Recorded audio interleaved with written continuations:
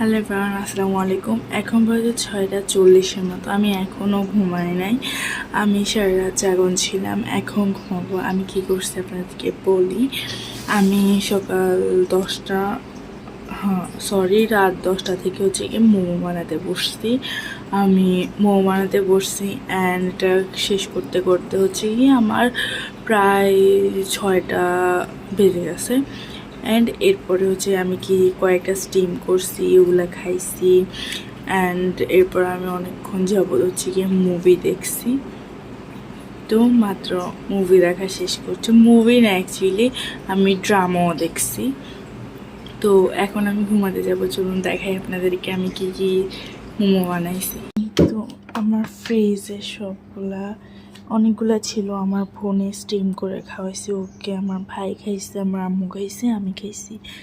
তো এখন আছে এগুলো আমি এখন স্টোর করে রাখবো।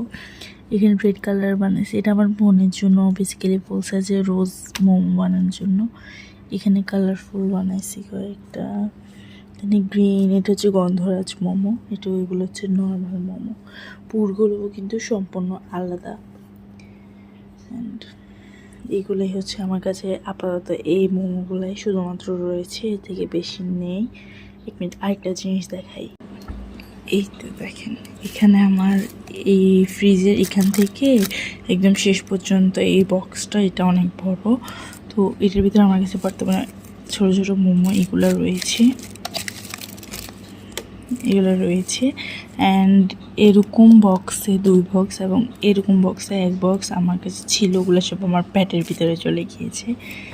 তো এখানে আর এগুলো রয়েছে, আর ওগুলো আমি একটু বড় বড় সাইজের বানিয়ে রেখেছি। এখানে হচ্ছে বিভিন্ন ভ্যারাইটিস সাইজ ডিজাইন আছে, কিন্তু ওখানে জাস্ট একটা কি 2টা ডিজাইনের আছে, ওগুলো আপনারা দেখছেন।